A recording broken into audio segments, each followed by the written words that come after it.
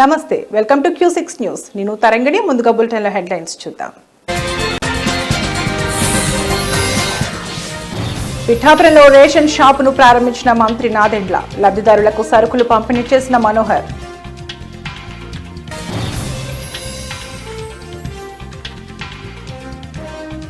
ఆగని రాజన్న కోడెల మృత్యు ఘోష. ఈరోజు మరో 5 కోడెల మృతి.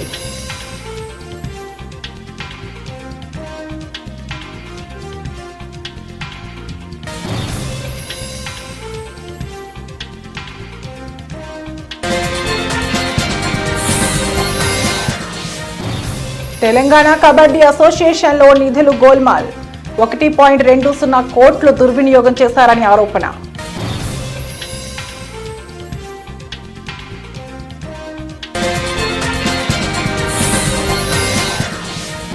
పాక్ గూఢచారికి కేరళ ప్రభుత్వ ఆతిథ్యమా. యూట్యూబర్ జ్యోతి మల్హోత్రా పర్యటనపై రాజకీయ దుమారం.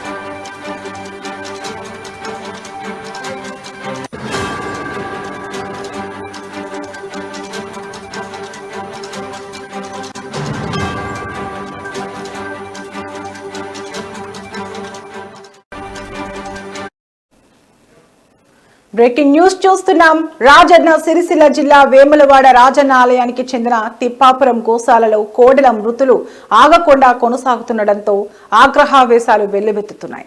గత కొన్ని రోజులుగా తరచూ కోడెలు మృత్యువాత పడుతున్న ఘటనలపై ప్రజలు తీవ్ర అసంతృప్తి వ్యక్తం చేస్తున్నారు. ఈ రోజు ఉదయం కూడా మరో 5 కోడెలు మృతి చెందగా గత 2 రోజులుగా తీసుకుంటున్న చర్యలు ఫలితం లేకుండానే మృతుల సంఖ్య పెరిగిపోతోంది. గోశాల నిర్వహణపై తీవ్ర అనుమానాలు, నిర్లక్ష్య ఆరోపణలు వెల్లువెత్తుతున్నాయి.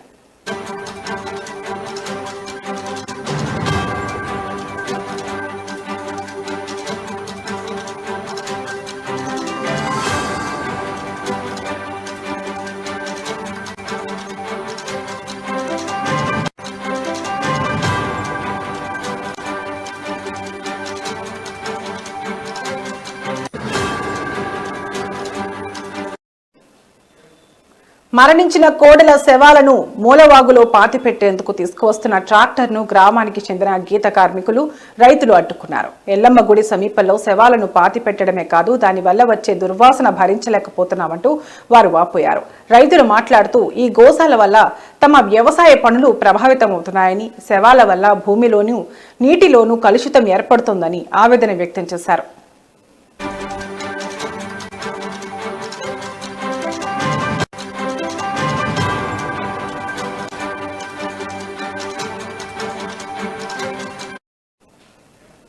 గోశాలలో కోడెల మరణాలపై ఇప్పటికే జిల్లా కలెక్టర్తో పాటు దేవాదాయ శాఖ అధికారులు ప్రత్యేకంగా సూచనలు చేశారు. అయినప్పటికీ గోశాల సిబ్బంది నిర్లక్ష్యంగా వ్యవహరిస్తున్నారని వేటూరి ప్రాంతంలోని భక్తులు ఆరోపిస్తున్నారు. ఈ నేపథ్యంలో విహెచ్పి స్పందిస్తూ నేటి నుంచి గోశాలలో కోడెల పంపిణీ ప్రక్రియ నిరవధికంగా కొనసాగించాలి అని డిమాండ్ చేసింది. మృత కోడెల విషయాల్లో పారదర్శకత, సమర్థవంతమైన చర్యలు తీసుకోవాలని, లేకపోతే తీవ్ర ఉద్యమాలు చేస్తామని హెచ్చరించింది. ఈ పరిణామాల నేపథ్యంలో గోశాల నిర్వహణపై అధికారుల తక్షణ జోక్యం అవసరం ఉందని పలువురు ప్రజా ప్రతినిధులు కోరుతున్నారు.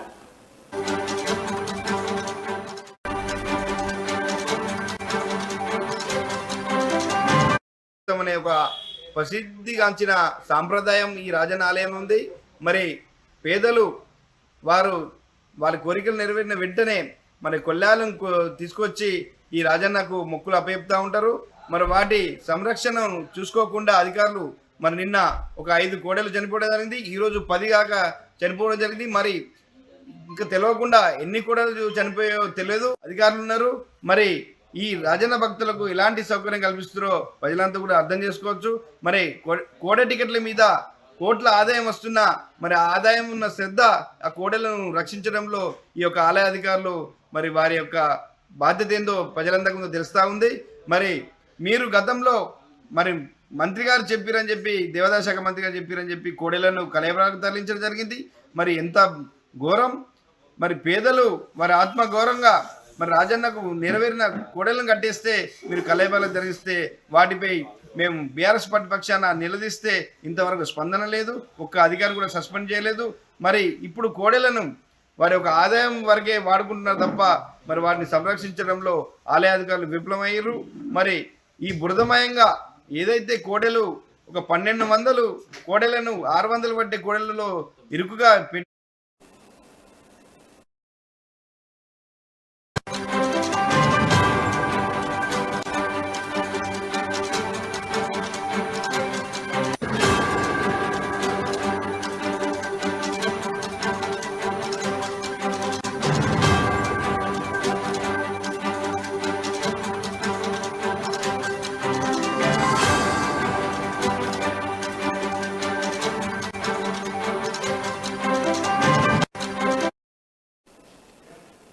Breaking news. ప్రభుత్వం చెప్పిన మేరకు రాష్ట్ర వ్యాప్తంగా ఉన్న మొత్తం 29,796 రేషన్ దుకాణాల్లో సరుకుల పంపిణీ అట్టహాసంగా ప్రారంభమైంది. ఈ మేరకు పిఠాపురంలోని నూకాలమ్మ వీధిలోని గాంధీ బొమ్మ సెంటర్ వద్ద రేషన్ షాప్ ను పౌర సరఫరాలు, ఆహారం, వినియోగదారుల వ్యవహారాల మంత్రి నాదెండ్ల మనోహర్ ప్రారంభించారు. ఈ సందర్భంగా ఆయన మీడియాతో మాట్లాడుతూ రాబోయే రోజుల్లో రేషన్ షాపులను మరింత అభివృద్ధి చేస్తామని తెలిపారు. రేషన్ దుకాణాల వద్ద సీసీ కెమెరాలు ఏర్పాటు చేసి వినియోగదారులకు అన్ని సౌకర్యాలు కల్పిస్తామని పేర్కొన్నారు.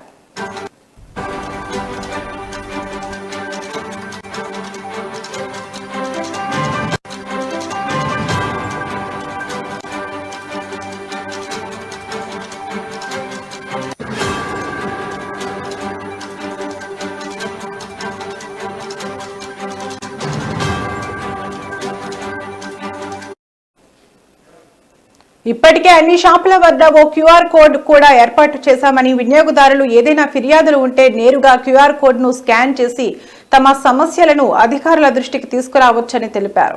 సరైన సమయానికి రేషన్ తెరవకపోయినా, తూకంతో పాటు క్వాలిటీలో ఎలాంటి తేడాలు ఉన్నా, ప్రజలు ఎలాంటి ఫిర్యాదు వచ్చినా వెంటనే ఏమాత్రం ఆలస్యం చేయకుండా డీలర్లపై కఠిన చర్యలు తీసుకుంటామని వార్నింగ్ ఇచ్చారు. ఇక దివ్యాంగులు, వృద్ధుల కోసం సెపరేట్ వాట్సాప్ గ్రూప్ క్రియేట్ చేశామని తెలిపారు. రేషన్ షాపు డీలర్లు నేరుగా వాళ్ల ఇళ్లకు వెళ్లి సరుకులు ఇచ్చి ఆ ఫోటోలను వాట్సాప్ గ్రూప్ లో పోస్ట్ చేయాలని అన్నారు.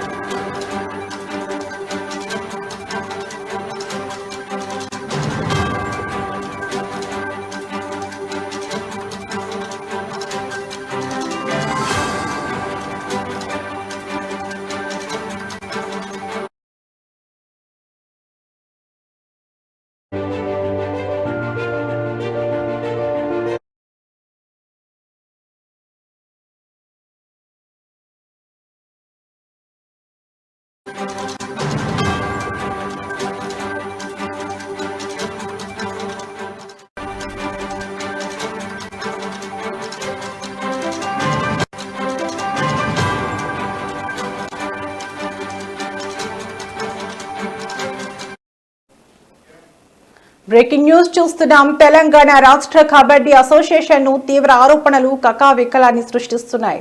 అసోసియేషన్ లో కోట్లాది రూపాయల నిధుల దుర్వినియోగం అయ్యాయని జాతీయ కబడ్డీ క్రీడాకారుడు, మాజీ సంయుక్త కార్యదర్శి తోట సురేష్ ఆరోపించారు. ఈ మేరకు ఆయన హైదరాబాద్ అబిడ్స్ పోలీసులకు అధికారికంగా ఫిర్యాదు చేశారు.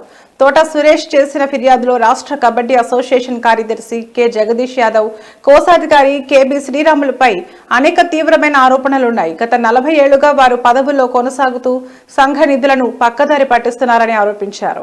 అంతర్జిల్లా కబడ్డీ టోర్నమెంట్ల కోసం ప్రభుత్వం విడుదల చేసిన నిధులను జిల్లా సంఘాలకు పంపకుండా వారు స్వాహా చేశారని సురేష్ పేర్కొన్నారు.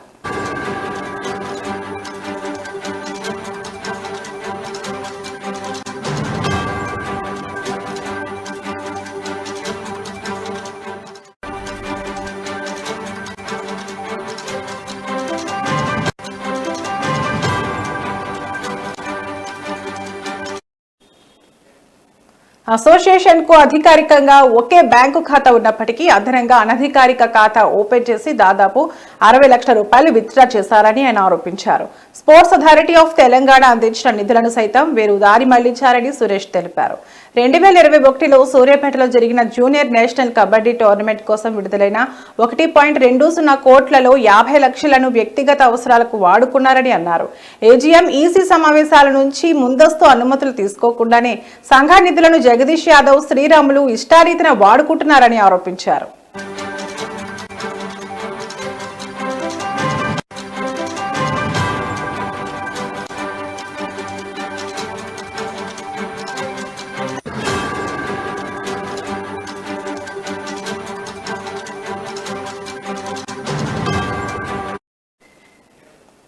తెలంగాణ ప్రీమియర్ కబడ్డీ లీగ్ కోసం చింతల స్పోర్ట్స్ సంస్థ ఇచ్చిన 20 లక్షల రూపాయల నిధులు కూడా జిల్లా సంఘాలకు ఇవ్వకుండా దుర్వినియోగం చేశారని సురేష్ వివరించారు. ఈ అక్రమాలను ప్రశ్నించినందుకే తనను మహబూబాబాద్ జిల్లా కబడ్డీ అసోసియేషన్ నుండి అన్యాయంగా తొలగించారని సురేష్ ఆవేదన వ్యక్తం చేశారు. తన ఫిర్యాదుతో నిధుల వినియోగంపై పూర్తిస్థాయి దర్యాప్తు జరిపి బాధ్యులపై చర్యలు తీసుకోవాలని ఆయన కోరుతున్నారు.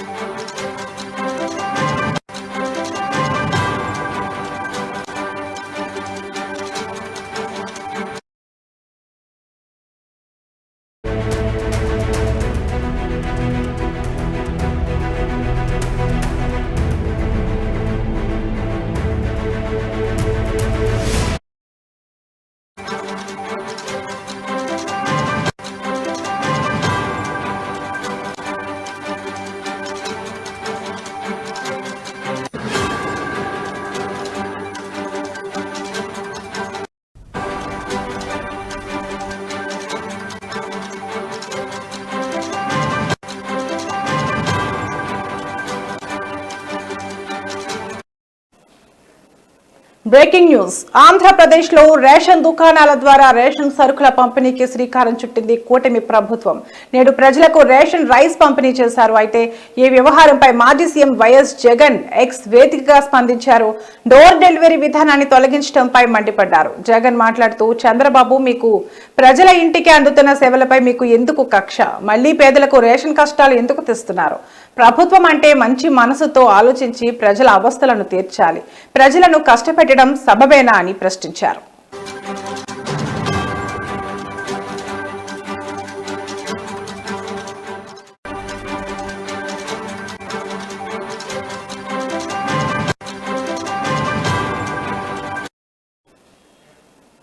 ప్రభుత్వ సేవల డోర్ డెలివరీ విధానాన్ని సమాధి చేయడం విజన్ అవుతుందా?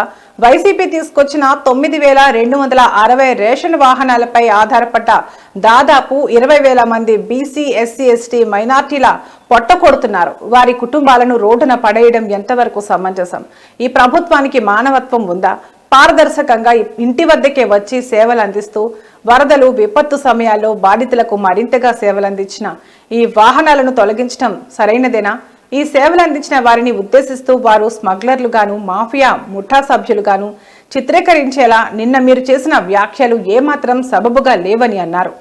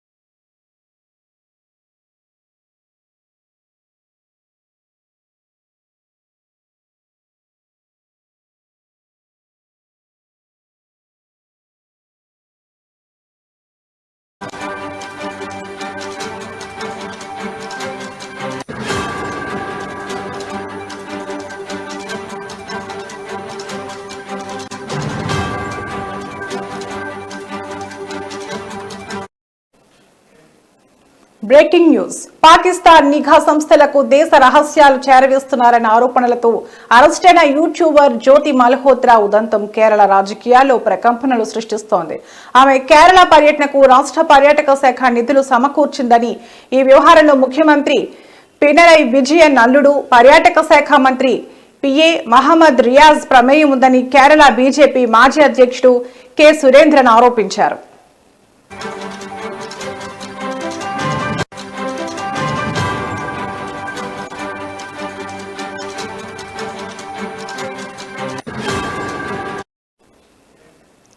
పినరయి విజయన్ అల్లుడు రియాజ్ నేతృత్వంలోని కేరళ పర్యాటక శాఖ పాకిస్తాన్ గూఢచారిగా ఆరోపణలు ఎదుర్కొంటున్న జ్యోతి మల్హోత్రా కన్నూర్ పర్యటనకు స్పాన్సర్ చేసింది.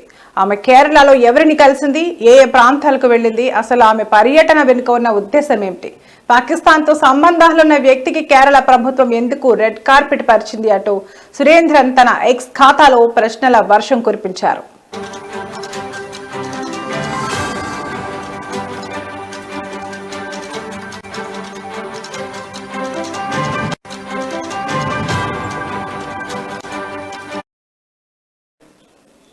పాకిస్తాన్ నిఘా సంస్థ ఏజెంట్లకు భారతీయ మొబైల్ సిమ్ కార్డులు సరఫరా చేస్తున్నాడన్న ఆరోపణలపై ఖాసిం అనే వ్యక్తిని పోలీసులు ఇటీవల అరెస్ట్ చేశారు. తాజాగా పాకిస్తాన్లోని ఓ వార్తా సంస్థకు ఖాసిం ఇచ్చిన ఇంటర్వ్యూ వీడియో ఒకటి వెలుగులోకి వచ్చింది. ఈ వీడియో ద్వారా ఖాసిం గతంలో పాకిస్తాన్లో పర్యటించినట్లు అధికారులు ధృవీకరించారు.